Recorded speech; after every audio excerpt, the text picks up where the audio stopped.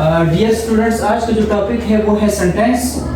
सही, जैसे हम लोगों ने पढ़ लिया कि सबसे पहले लेटर से वर्ड्स बनाते हैं, उसके बाद फिर वर्ड से सेंटेंसेस बनाते हैं, सेंटेंसेस से पैराग्राफ्स बनाते हैं, पैराग्राफ से फिर स्टोरीज बनते हैं, इसेज बनते हैं, लेटर्स बनते हैं। तो आज पढ़ते हैं सेंटेंस। पहले भी हम पढ़ चुके हैं, थोड़ा सा ओवरव्यू लेते हैं, सेंटेंस को डिफाइन करते हैं, उसके बाद फिर काइंड में चले जाते हैं कि टाइप्स कितने हैं। A group of words which expresses clear and complete meaning is called sentence। अल्फाज का एक ऐसा मजमुआ जिसमें सब्जेक्ट हो, काम करने वाला, जिसमें प्रेडिकेट हो और उसकी मीनिंग कंप्लीट हो, उस ग्रुप का नाम है सेंटेंस। सिर्फ collection of words is not enough कि सिर्फ कलेक्शन ऑफ वर्ड्स हो, बहुत सारे अल्फाज एक लाइन में हो, लेकिन सेंटेंस तब हम कह सकते हैं जब इसमें कोई सेंस हो, जिसमें काम करने वाला हो और सुनने वाले को बात पूरी समझ में आ जाए, उस ग्रुप का नाम है sentence. For example, I am learning English, so this is a collection of 4 words. 4 words है, इसमें काम करने वाला भी है और सुनने वाले को बात भी समझ में आ रही है, कंप्लीट सेंस है, इस वजह से this group of words is called sentence. For example, teacher taught us a lesson, it is again the example of a sentence। इसमें भी वर्ड्स है, कंप्लीट सेंस है, अल्फाज तरतीब से है, कोई सेंस है, इसको कहते हैं कि एक सेंटेंस है। I am selling my car, इसमें भी कलेक्शन ऑफ वर्ड्स है, कंप्लीट सेंस है, इस वजह से this group of word is called sentence. ये सेंटेंस है। अब टाइप्स ऑफ सेंटेंस पढ़ते हैं। ये तो ओवरव्यू दे दिया कि ग्रुप ऑफ वर्ड्स हो, कंप्लीट सेंस हो और मीनिंग कंप्लीट हो, बात सुनने वाले को समझ में आ जाए, उस ग्रुप का नाम है सेंटेंस। अब टाइप्स पढ़ते हैं। Every sentence is a collection of words, it conveys a complete sense, but all the sentences are not similar। सारे जुमले एक जैसे नहीं होते। कुछ सेंटेंसेस ऐसे हैं जो हमें सवालात पूछने के लिए इस्तेमाल करने पड़ते हैं, कुछ सेंटेंसेस ऐसे हैं जो हमें जिन सेंटेंसेस में इनकार करना पड़ता है, कुछ सेंटेंसेस ऐसे हम किसी को इंफॉर्मेशन देते हैं और कुछ सेंटेंसेस ऐसे हैं जिसमें हम किसी को हुक्म देते हैं। आज पढ़ते हैं सेंटेंसेस को, types of sentences according to their meanings. इन दोनों में फर्क यह है कि types of sentences according to their structure, types of sentences according to their meanings. आज हम 4 टाइप्स पढ़ने वाले हैं, वो मीनिंग्स में कि सेंटेंसेस ग्रुप ऑफ वर्ड्स तो है लेकिन सेंस चेंज है फिर एक दूसरे से। Interrogative sentences is not equal to declarative sentences. सारे सेंटेंसेस फिर एक जैसे नहीं होते। अब टाइप्स पढ़ते हैं कि अकॉर्डिंग टू देयर मीनिंग्स, कि अगर सेंटेंस का मीनिंग चेंज हो, ठीक है, वो तो कलेक्शन ऑफ वर्ड्स है, उसमें सब्जेक्ट है, उसमें प्रेडिकेट है, सारी चीजें हैं, लेकिन सेंस चेंज है, इस वजह से इस सेंटेंस का फिर नाम भी अलग है। For example, the first kind is assertive sentence और अफर्मेटिव सेंटेंस, और you can also C simple sentence और डिक्लेरेटिव सेंटेंस। 4 सेंटेंसेस के, एक सेंटेंस के 4 नाम है। आप किसी भी नाम से इसको पढ़ सकते हो, लिख सकते हो, लेकिन ज्यादातर जो यूज होते हैं वो असर्टिव और affirmative sentence. Look at the definition, a type of sentence which provides information और फैक्ट। जिस सेंटेंस में इंफॉर्मेशन हो या फैक्ट हो, उस सेंटेंस का नाम है अफर्मेटिव और असर्टिव सेंटेंस। सिंपल लैंग्वेज में यह है कि अगर किसी सेंटेंस में नॉट ना हो, किसी सेंटेंस के आखिर में क्वेश्चन मार्क ना हो, किसी सेंटेंस में फीलिंग्स ऑफ सॉरोज, हैप्पीनेस और वंडर्स ना हो, उस सेंटेंस को हम कहते हैं कि ये सिंपल सेंटेंस है according to their meaning, according to the meaning of the sentence. This sentence is called assertive और अफर्मेटिव सेंटेंस। एग्जांपल्स देखो, we read books, they are helping the poor. 1 2 3 words हैं, सही है, कंप्लीट मीनिंग है, correct sequence है, अल्फाज तरतीब से है, बात सुनने वाले को समझ में आती है तो sentence. So now which type of sentence is this? इसको हम कहते हैं अफर्मेटिव। अफर्मेटिव क्यों कहते हैं? अफर्मेटिव सेंटेंस में हम कहते हैं कि जिस सेंटेंस में इंफॉर्मेशन हो या कोई फैक्ट हो, हकीकत जिस सेंटेंस में हम बता रहा हो, उस सेंटेंस का नाम है अफर्मेटिव सेंटेंस और असर्टिव सेंटेंस। आप सुनने वाले को बता रहे हैं कि हम किताबें पढ़ रहे हैं, हमारे पास टाइम नहीं है, जो भी है इंफॉर्मेशन दे रहे हैं कि अगर कोई पूछ रहा है कि क्या कर रहे हो, then we reply we read books. इस सेंटेंस का नाम है अफर्मेटिव। अफर्मेटिव क्यों है? क्योंकि इसमें इंफॉर्मेशन है and the sentence will take a full stop at the end. There are so many punctuation marks, punctuation marks तो बहुत सारे हैं, लेकिन अफर्मेटिव सेंटेंस और assertive sentence takes full stop और पीरियड एट द एंड, ये भी एक साइन है कि एक अफर्मेटिव सेंटेंस है। They are helping the poor, ये भी एक अफर्मेटिव सेंटेंस है। फिर वही बात है कि इसमें इंफॉर्मेशन है, फैक्ट है, the sentence ends with a full stop, that is why this group of sentence is also called as affirmative sentence. आया समझ में? Any confusion? No, sir. If anyone has any question, he may ask. A sentence which provides information or fact and ends with a full stop, that sentence is called affirmative or assertive sentence. Second type of sentence is interrogative sentence. Interrogate a sentence in which we ask or inquire something. अब affirmative में और assertive sentence में तो हम information देते हैं, किसी को बता देते हैं, उसको बात समझ में आती है, बात खत्म, उसका कोई रिएक्शन नहीं है।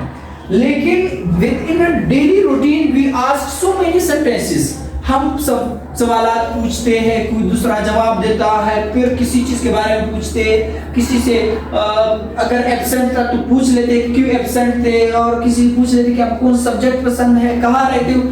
इस तरह के सेंटेंसेस इंट्रोगेटिव टाइप के हैं। वो सेंटेंसेस जिसमें हम किसी से कुछ पूछ लेते हैं, in which we ask or inquire, both of the words have equal meanings.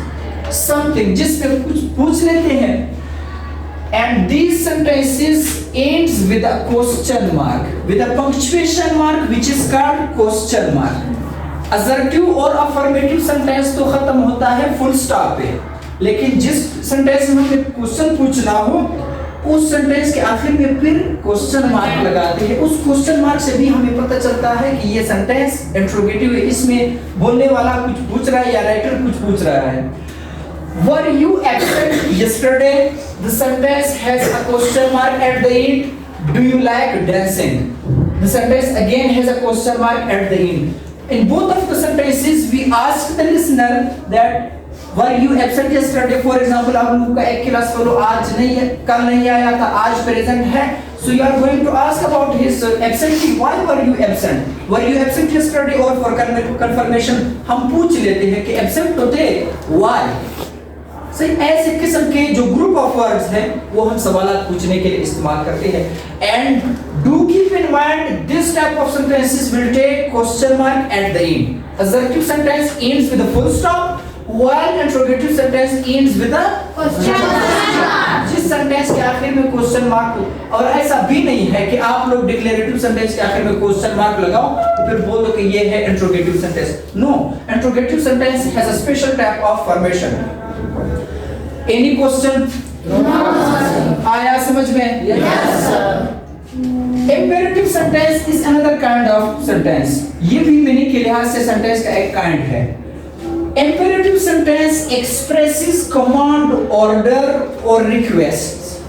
किसी को हुक्म देते हैं, assertive में इंफॉर्मेशन देते हैं, interrogative sentence में क्वेश्चन पूछ लेते हैं, imperative sentence में किसी को हुक्म देते हैं, रिक्वेस्ट करते हैं। For example, open the window.